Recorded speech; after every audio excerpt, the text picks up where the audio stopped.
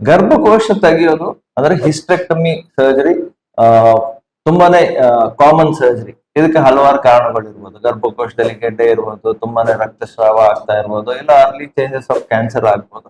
ಈ ಕಾರಣದಿಂದ ನಾವು ಗರ್ಭಕೋಶ ತೆಗೆಯೋ ಆಪರೇಷನ್ ಮಾಡ್ತೀವಿ.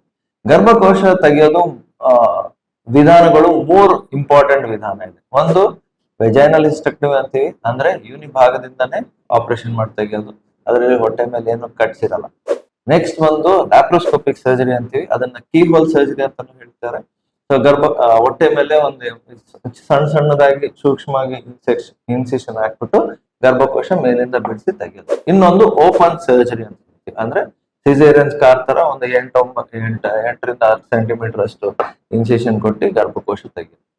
ಸೊ ಈ 3ರಲ್ಲಿ ನೀವು ಯಾವ ಸರ್ಜರಿ ನಿಮ್ಗೆ ಸೂಕ್ತ, ಯಾವ್ದು ನಿಮ್ಗೆ ರಿಕವರಿ ಬೇಗ ಆಗತ್ತೆ, ಯಾವ್ದ್ರಿಂದ ನಿಮ್ಗೆ ಜಾಸ್ತಿ ಬೆನಿಫಿಟ್ಸ್ ಇದೆ ಅಂತ ನಾವು ಮುಂದಿನ ರೀಲ್ಸ್ ಅಲ್ಲಿ ತಿಳಿಸ್ಕೊಡ್ತೀವಿ.